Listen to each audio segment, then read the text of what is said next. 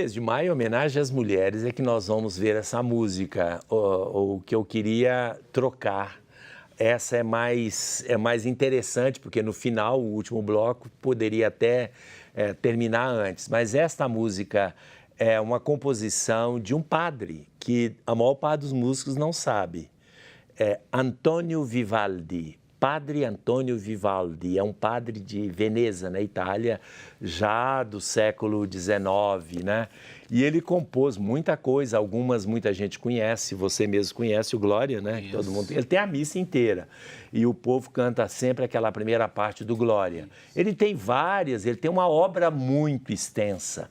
E entre a obra do padre Vivaldi, Antonio Vivaldi, ele tem as 4 estações. E essas mulheres tocam de maneira muito, muito brilhante e, ao mesmo tempo, muito leve o verão de Summer. O verão, que não é em inglês, né? Ele escreveu em italiano, é l'estate, essa parte. Tem por exemplo, a primavera, muita gente conhece, inclusive eu coloquei essa música no Comla. Papi parará papapam, papam pararam pam pam pam, pam pam pararam papam. Isso é a primavera. Nós vamos ouvir agora o verão.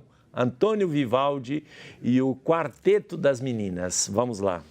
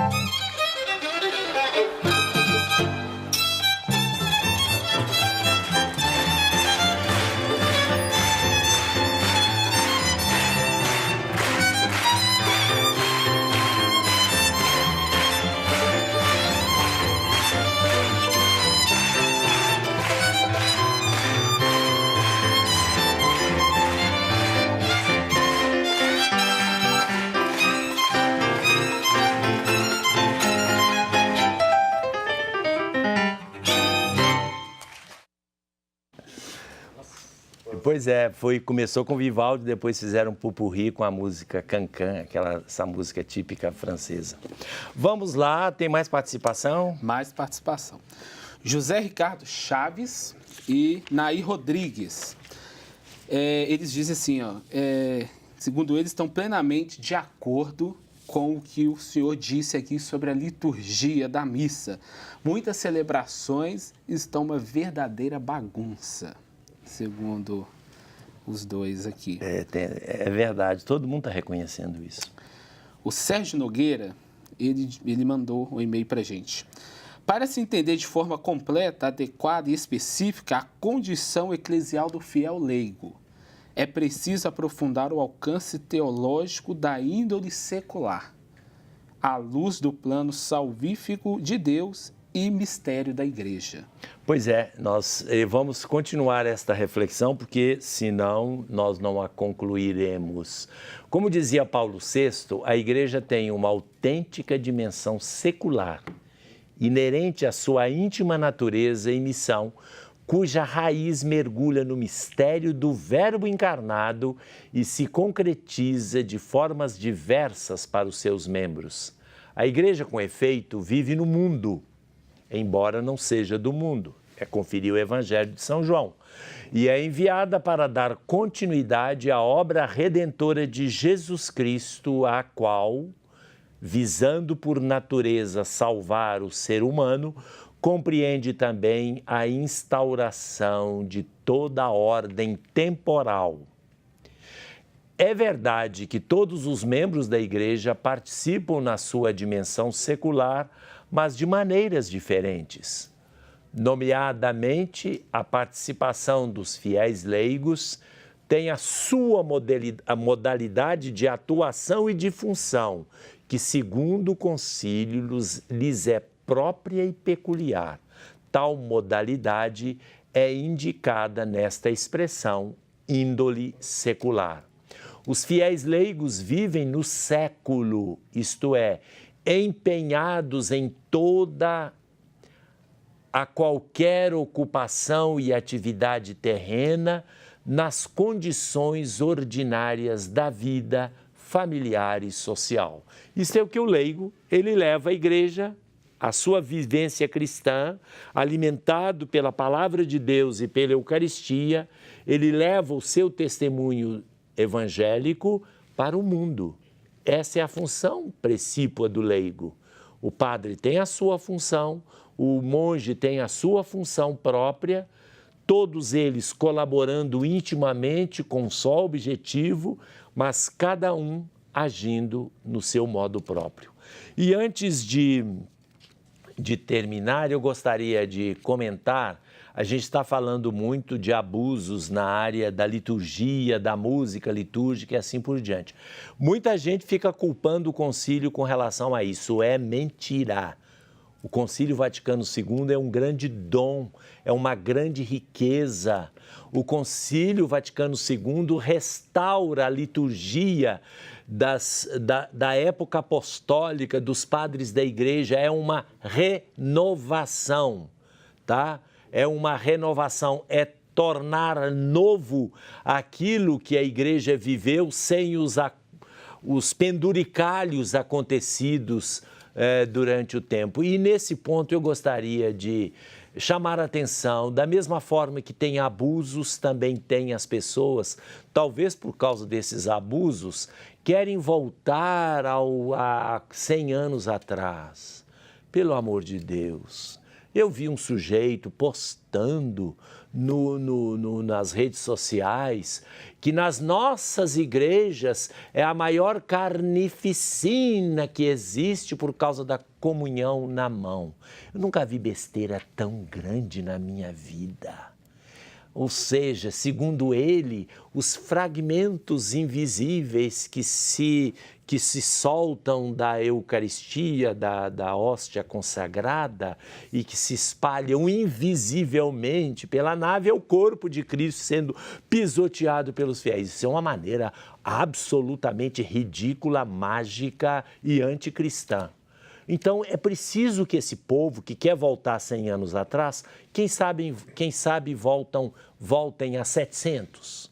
E aí vão ver São Tomás de Aquino, do século XII, São Tomás de Aquino a dizer que A Eucaristia, a presença real do Senhor na Eucaristia, só se dá quando o pão conserva a sua natureza de pão e é sinal visível. Se não é mais visível, não existe presença real de Jesus em fragmentos invisíveis. Presença real sacramental. A presença de Cristo está aqui, está no mundo, mas é uma presença espiritual que jamais se submeterá outra vez à morte na cruz. Aliás, a própria Eucaristia é o corpo de Cristo ressuscitado e não o corpo de Cristo nascido de Maria, aquele que foi pregado na cruz. Não é este corpo que nós comungamos na Eucaristia. Nós comungamos o corpo de Jesus ressuscitado, glorificado. São Tomás de Aquino fala isso. Daqui a pouco nós estamos celebrando o Corpus Christi, que é exatamente a ocasião oportuna para aprofundar um pouco mais e o pessoal sair dessa mania. Tem gente que eu deixei... Na minha igreja tem aquelas pessoas que gostam só de comungar na boca e alguns ajoelhados. Então eu coloquei um genuflexório e coloquei um ministro para dar comunhão. Só que eles não querem ir lá porque lá não é o padre. E eu também não dou comunhão na boca, eu só dou na mão. Porque aqueles que dão lá têm a patena debaixo, a segurança da patena, tem o álcool, o gel. Se por acaso encostar na língua do fiel, o ministro é obrigado a se purificar novamente para continuar a dar a comunhão. Então, tem gente que é tão obtuso. Funda a igreja para você, meu filho. Porque na Igreja Católica, no mundo inteiro, Papa, Vaticano, Basílica de São Pedro, o mundo inteiro, a comunhão na mão é aprovada naturalmente.